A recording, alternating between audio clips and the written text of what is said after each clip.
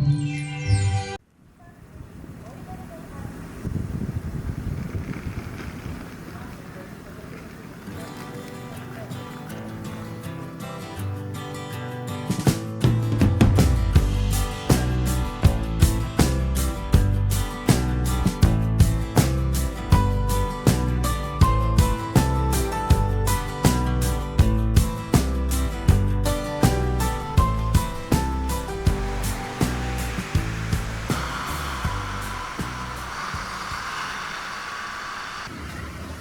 大家好，我是阿星，我现在在日本北海道的登别。那登别这里啊，是日本非常有名的温泉圣地，而且这儿的温泉很有历史啊。早在100多年前的明治时期，这儿就被开发打造成了温泉度假疗养的一个圣地。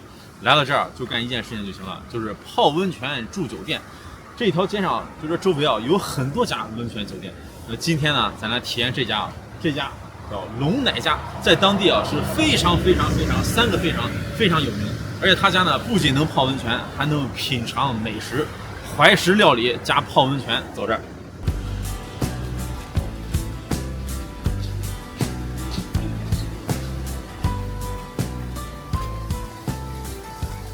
这家温泉旅馆在当地来讲的话，就很有年代，经营了3代人。这个门啊特别别致啊，在这儿进。不知道的还以为是墙呢。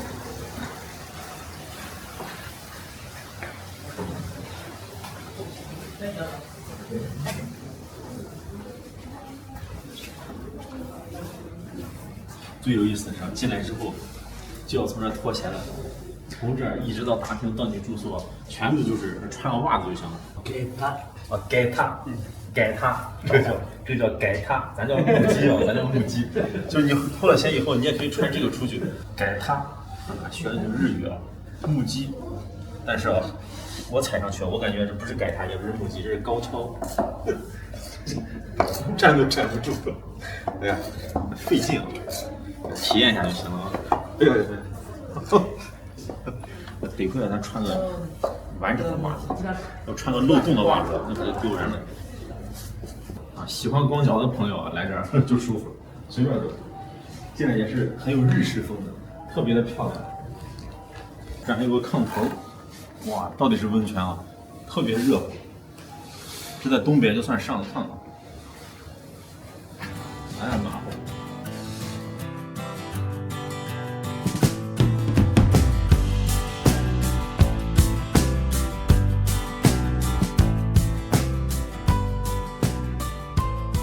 现在等着办理入住，先给你上了一个抹茶，然后羊羹糕，然后你看啊，这个地啊都是温热的，那边还有火炉，尝尝这个抹茶，再来个羊羹糕，这还没入住呢，就先吃起来。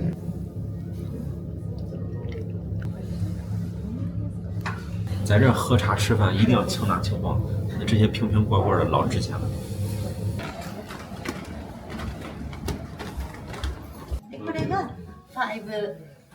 5パブリック。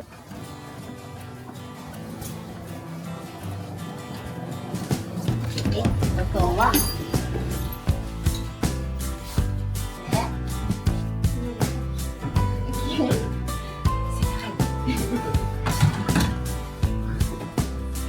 フリー。Dinner and breakfast。这就算住了进来，这是一个玄关，行李箱往这一放。我讲一下这个行李箱，我刚才从出租车上下来的时候，然后有一个老爷爷帮我把这个行李箱拿下来，他是这个酒店的服务员。我一看，哎呀，这么大年的一个老头给我拿，我赶紧上去帮忙，特别不好意思。然后那老爷爷说：“你不用，自己来。”就这个酒店里头有很多这个服务员，全都是年龄比较大的老爷爷老奶奶，就给人一种那种家的感觉，特别温暖。然后再看这个钥匙，很有日本特色的一个钥匙，这前面还是一个猫头鹰。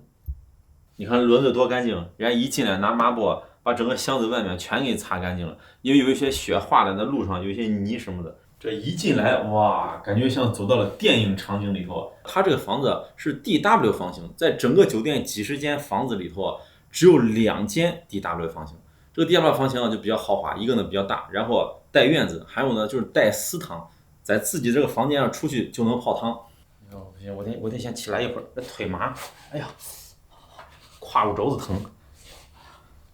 这桌子挺宽，上面还有3个鹤，这儿电视机 ，BOSS 音箱，你看这个景色如何？关键是这儿，这打开就是一个衣橱，然后这抽屉里头呢，这男士、女士的浴衣。刚才这个大姐说啊，说我个子特别大，专门给我拿了一个大的。这还有袜子，这个袜子啊是带丁香的玉足袜。哎呀，这细节到位。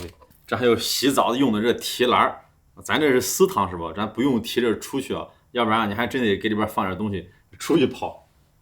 上面是2件给这个浴衣外头穿的这种日式传统衣服。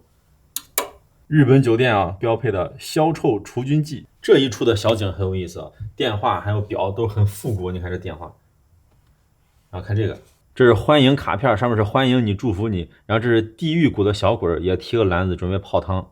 这是顾客意见书，我刚才翻译了一下，这全是日文的啊。这块这个意思是啥呢？就是说，如果你填了这个意见书，你走的时候可以去前台领一个小礼品啊。我准备填2份啊。坐在这里还能看院子的风景，有山有雪。再看这里啊，刚才为啥有个大姐给我介绍这些房子啊？因为啊，它这个门和房子实在太多了，咱们住了2天，有的地方咱还没进去过，是吧？那不亏了。走进来呢，这儿就是餐厅。住宿讲究是啥？1泊20，啥意思呢？就是日本的这种泡温泉啊，就是很多都是1泊20，就是在这住1晚，然后带2顿饭，一个呢就是晚餐，还有一个就是早餐，都在这吃。其实这里头本身已经有吃的了，2个小糕点。这里有一个小门，现在是打不开的，这个门是直接对外的，就是上菜的时候不会经过你的房间，就从这儿直接就上菜。这有个缝，哎呦，这太神奇了，我以为这是通向过道的。这后面是个厨房，哎呀，这房子盖在这。那睡觉在哪儿睡呢？这得加小心啊！你看咱这个头啊，住着日本人这传统民居，走到哪儿得加小心。睡觉在这儿睡啊，这是卧室。如果不小心的话，你再走过来，咣一下，再走到这儿，咣又一下，净剩碰头了。弯个腰，哎，就在这儿睡觉。到睡觉的时间啊，这大姐会给你在这儿铺床、榻榻米，被褥在哪儿呢？这儿打开。你看这门多不多？就在这儿，当当当当，哇，这好深啊，全是被子啊！我去，这啥玩意儿？开玩笑，恐怖片看多了是吧？这里看不出来是个啥，其实是个镜子啊，还有超复古的电话，哎呀，这个电话啊，还有这里，你看多少门？这儿还是被褥，然后这儿啊，你看，洗手间，小小的洗手间，麻雀虽小，五脏俱全，还有个洗手盆。从这里走过来呢，就是直通温泉的浴室。看着很普通的双面盆啊，其实细节满满。你这拉开以后，这是吹风机，然后这是洗漱用品。这个小碟子是干嘛的嘞？这写着，如果你有贵重的首饰，你就放在这儿，因为如果直接泡温泉的话，它会变色，会腐蚀。因为这是硫磺水，这温泉。里头有硫磺。再看这个足底按摩，哪儿不舒服就按哪儿，大概意思就是只要脚往上一放，这全按。这还有自动洗手液，哎，在整个房间角角落落都有这个碳。这个碳是干嘛的呢？就是活性炭，它能吸味儿。因为啊，你别说在整个房间了，在整个酒店都弥漫着这个硫磺味儿。浴室还有私汤，你看啊，这个日式的这种泡汤啊，都是先洗澡后泡汤，有个小盆儿，你在那洗干净之后，然后下池子。小池子，这可是真温泉啊，硫磺味很重，24小时不停在这流。看这硫磺这颜色，那还有结晶，黄黄的，这是干嘛的？这可能是捞一些叶子呀啥东西，因为这是户外的嘛。在这儿暖暖的泡着，看着冰天雪地，那上面是山，还有一些树，这不会泡着泡着一会儿下来个熊吧？这够私密啊，自己的小院儿。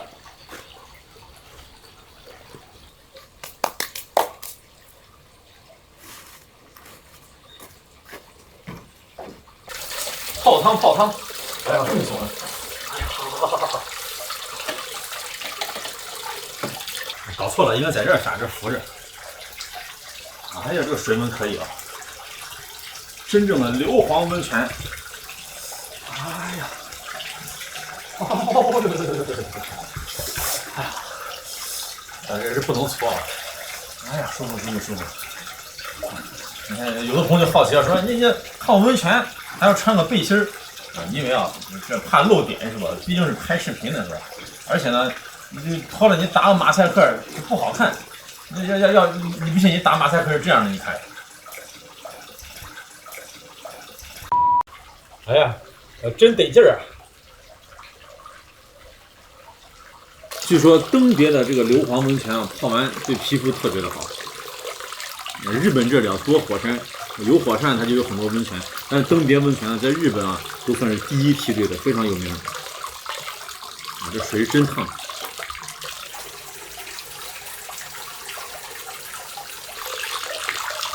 这一会儿要放屁啊，更有温泉的感觉，就咕噜咕噜咕噜咕噜咕噜这样。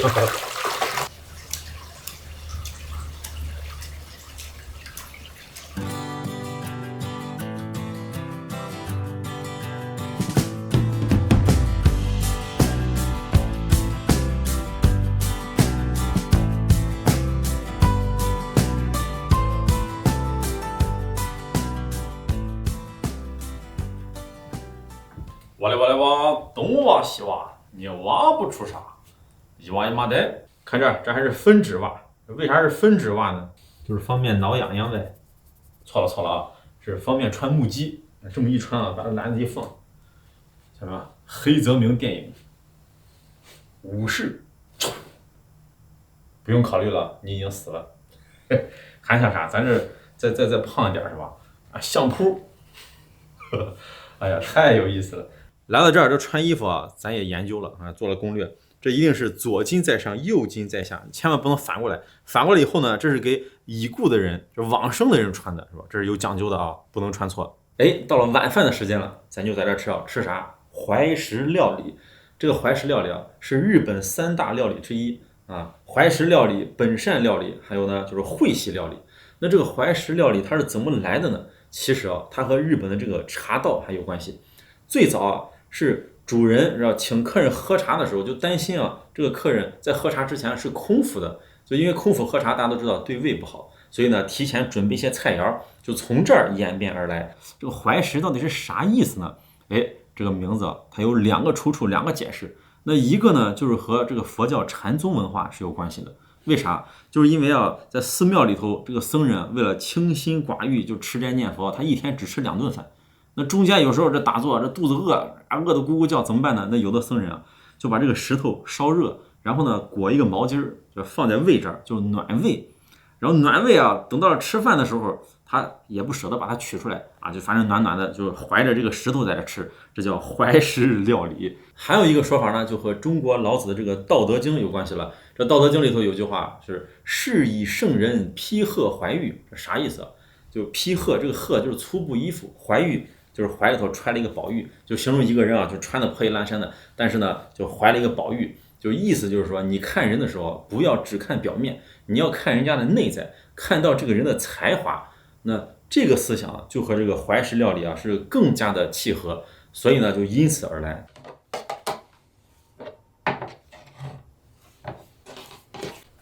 Thank you。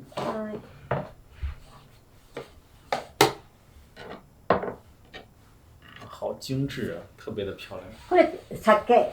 OK。酒。哦。これメニュー。メニュー。このコースメニュー。Yes。ジャパニーズ。Japanese。OK。Thank you。はい。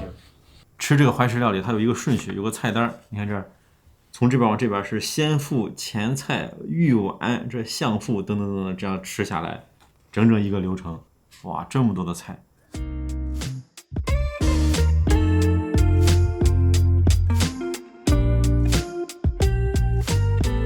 虽然这么多菜啊，但是呢，这个菜量啊比较小。为啥呢？因为这个就是先腹，这个就是前菜。这是北海道白老产的安康鱼，这是百合根，然后这个呢是蕨菜。先尝这个鱼，哇，还有葱。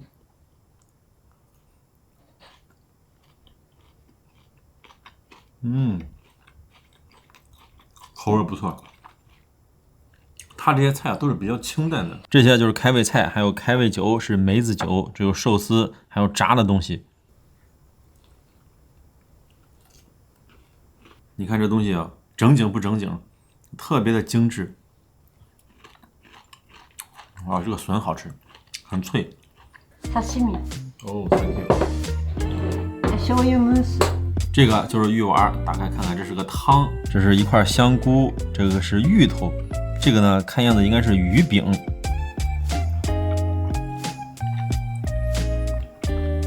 这鱼饼好吃。这就是相父，这写着啊，你看，这是世兰产的王蝶，长崎产的木尾，还有根室产的番栗贝。先尝这个番栗贝。它是酱油有2个，这个普通酱油，这个是打成气泡的酱油，真新鲜！你看这个肉质，看着叠叠玩玩的，就上来2口就吃完了，这量都很少。接下来到了强窑，那等这个婆婆一会儿给上。这个强窑里头啊是石胜产的牛肉，还有世兰产的鲍鱼。这个怀石料理真是正经啊，满满的全是仪式感。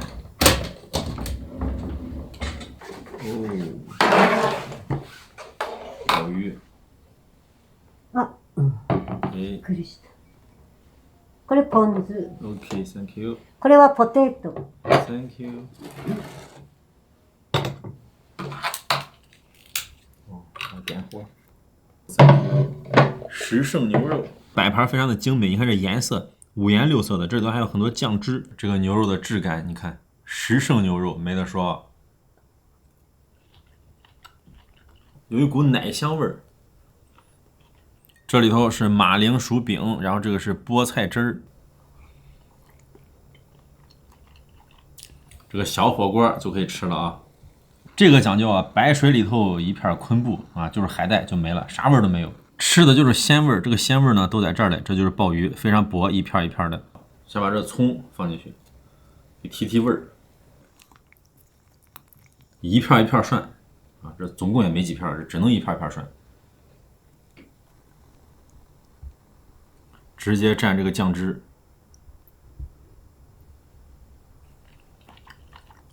其实我觉得没必要涮，就吃这个刺身啊也好吃。我更喜欢吃刺身。人家让我吃火锅，我给他来玩一个焖锅。它这些菜的味道吃下来其实就是俩字儿，清淡。人家这个怀石料理啊，主打的就是吃这个食材的本味儿，用的食材也都很好的，你看都是北海道的，你像洞爷的、白老的，还有登别的这些特产。关键是啊，它这些瓶瓶碗碗这些盘子都特别好看，你看这个上面2个地狱温泉小鬼，非常有当地的感觉。咱就不说别的，就这顿饭吃下来，你就说就我一个人得用多少盘子？这在家可不敢这么吃啊，这洗盘子洗到后半夜。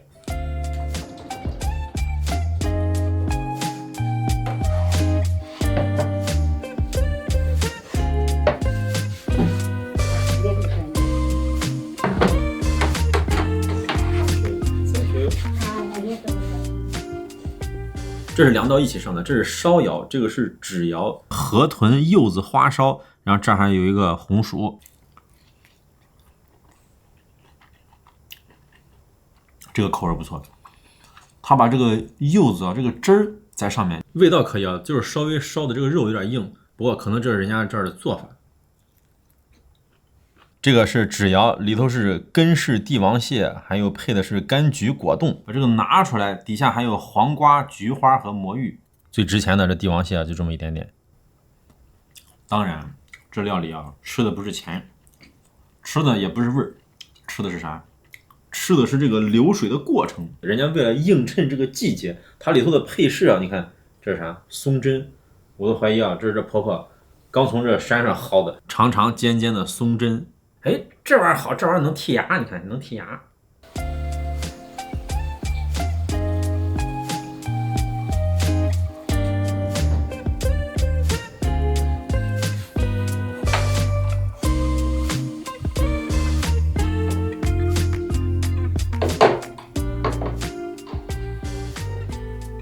最后一道石柿，吃完这个就完事儿了啊！红鲑鱼、海苔，这是芥末，还有葱花，把这3样放在米饭里头，然后浇这个茶，这叫茶泡饭，日式茶泡饭。实际上这个就跟个高汤一样，全都给它加进去。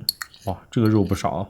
海苔，葱花芥末，茶泡饭一浇啊，这跟咱中国有异曲同工之妙，这叫滚蛋汤。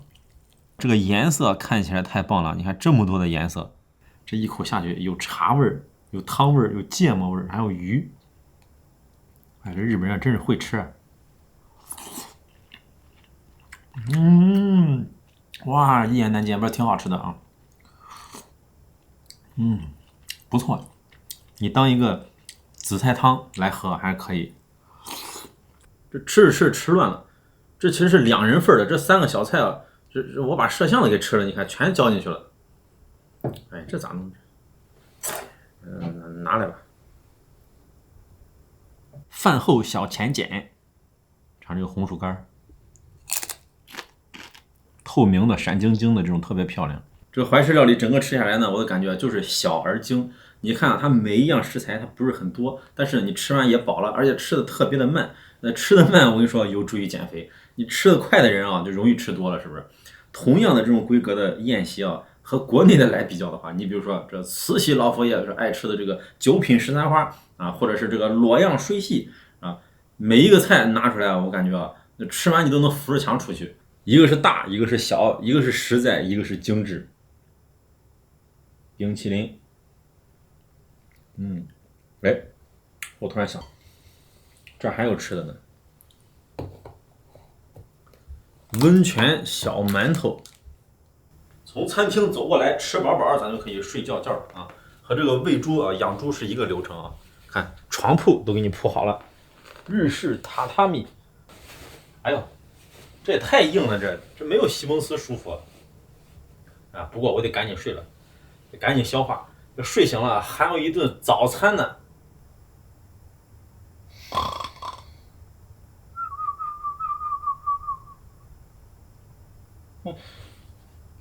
吃，喝。识时务者为俊杰。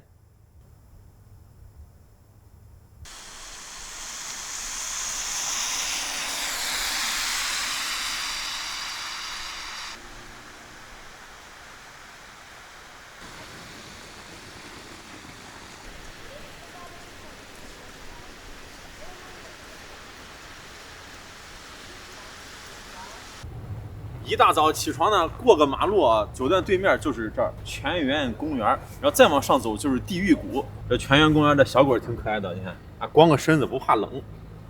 这是啥？哦，这里头有人祈福啊，还放的钱币。哎呦，这钱都冻住了。放完钱就可以祈福了啊！摸一下这个狼牙棒，这有很多狼牙棒。摸这个干啥呢？你看每一个狼牙棒底下写了个字儿。如果你是做生意的，就祝你商业繁荣。这个咱摸一摸，是祝你家庭美满。再摸一摸，子孙繁荣。我替单身狗摸一摸，良缘成就。多摸点啊！好，把这个弓发给你，歘！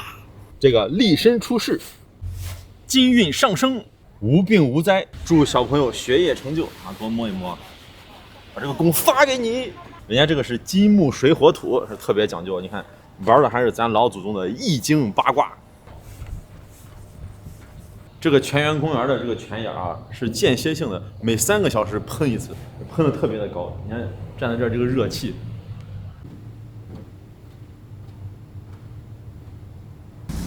你看这多奢侈，这下水道里头流的都是温泉，这热气。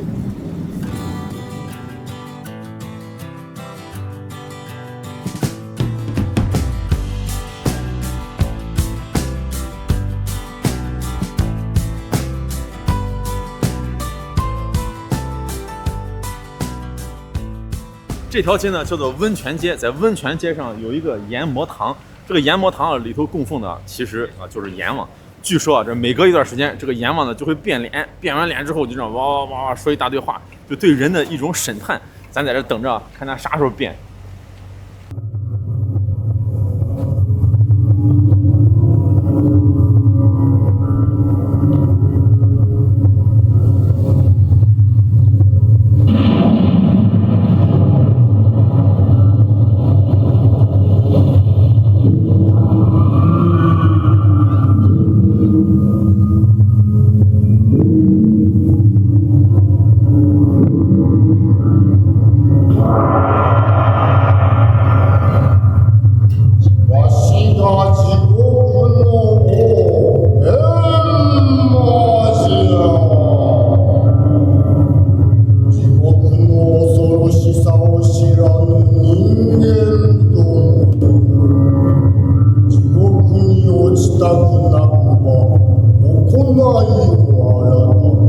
全物極楽浄土を目指すのじ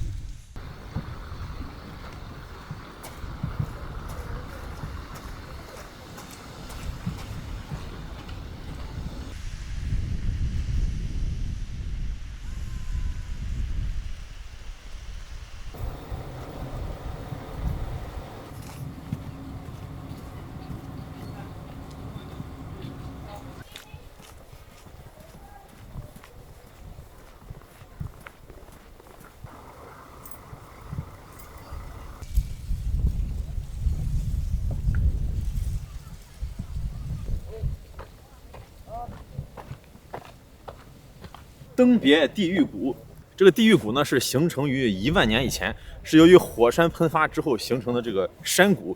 为啥叫地狱谷呢？你看这个景象啊，这冒着白烟，然后呢有些黄黄的这个硫磺，因为下雪看不太清，整个这一片是寸草不生，所以说是宛如地狱一般，因此得名。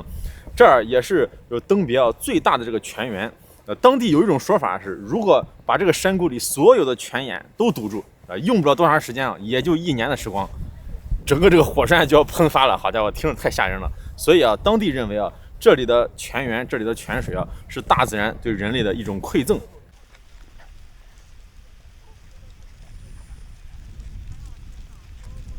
刚才是鹅毛大雪，这一瞬间天就晴了，这么大太阳。你看身后，现在能看清了啊，就冒着这个热气。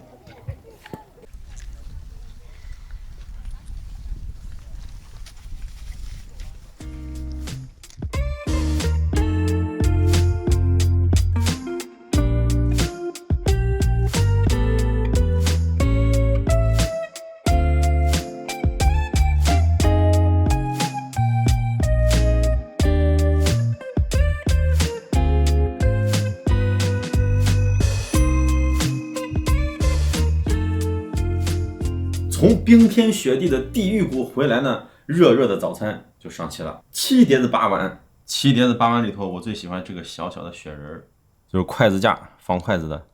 西式的牛奶布丁，还有沙拉，这日式的定食，这还有味噌汤，这还有一个中式的豆腐捞网。哇，这豆腐好嫩呢！看这个豆腐上全是气孔，咚咚咚，这个感觉。捞一块放在这里面，来点葱花，哇，太精致了。这个是姜末，这可不是这么吃啊，这还有一个汤汁。这个小壶有意思，看，哇，这么长，底下真的是太正经了。光这些器具啊，你不用吃，你看着你就赏心悦目。来一点汤汁儿，酱油汤。所以你看，我刚入住的时候就给大家说的话有道理吧？这瓶瓶罐罐的，一定要轻拿轻放，这太复杂了这一套。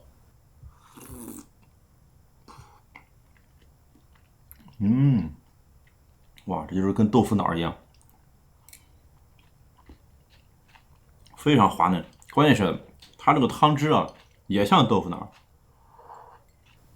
哎，这就4块豆腐，这太抠门了，这吃不够。精致的小盒里头，噔噔噔噔，玉子烧、味噌汤。早餐还是吃米饭。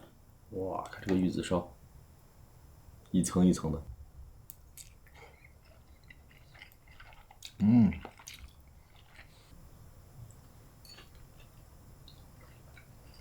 给这块煎鱼上抹点这个梅子酱。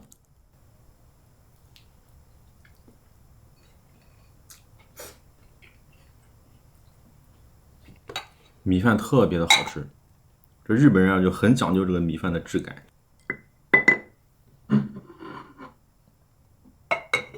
来点绿菜，这个厉害了，哇，这是鱼子，把这个鱼子往热热的米饭上一盖，哇，你看这底下就化开了。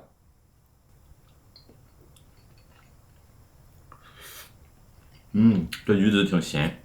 我现在终于明白了，这慈禧老佛爷吃饭为啥他让人伺候？你就看这些盖儿，这一个人吃饭，好像我光开这些盖儿，你得开半天，是不是？人家只需要眼睛一闭啊，那这时候旁边的太监，太监这样子，加个东西，哎，老佛爷您来着。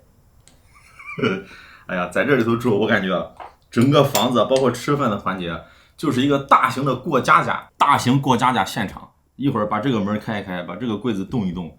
都昨天晚上到后半夜了，我才发现有一些地方我还没发现，太有意思了。